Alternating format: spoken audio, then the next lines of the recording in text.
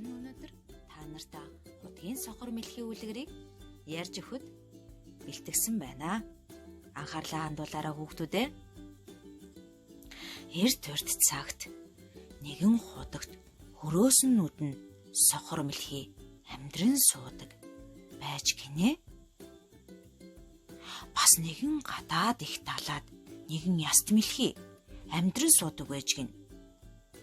Тэгтэл нэгэн өдөр далаад маш их шуурга гарч яст мэлхий хуурай газарт шидэгдэж орхичээ.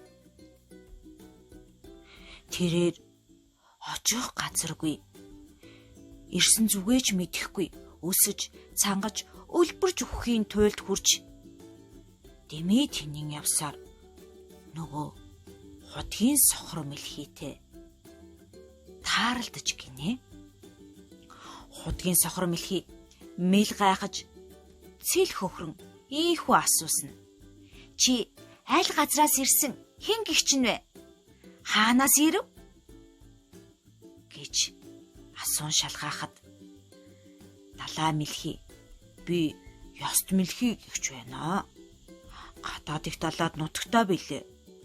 Сая нэг өдөр гадаад их далаад маш хүчтэй шуурга гарч долгионд нь би шидэгдэн хуурай газар ирсэн билээ гэхэд сохор мэлхий чи одоо буцах уу? Юу гэж бодож байна? Гэхэд далай мэлхий би одоо явъя гэвч газар хол зүгээ мэдэхгүй буцахын аргагүй билээ. Худагт чинь хамт амьдрий гэв. Худгийн мэлхий худгийнхаа усны 1/3 зааж чиний тэр далай чинь эннээс их үү баг уу гэхэд далай мэлхий эннээс их гэв.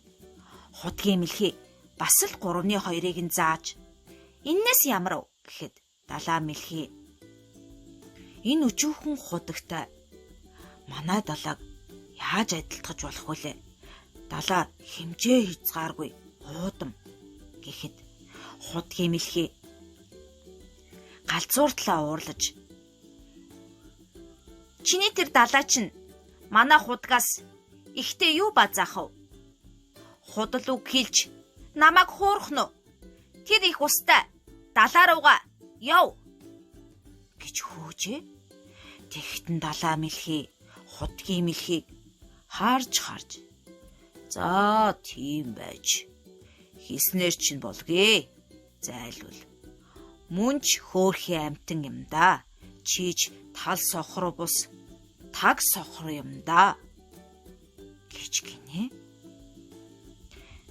Хүүхдүүдээ яагаад далай мэлхий худгийн мэлхийг тал сохор бус таг сохор юм да гэсэн юм болоо?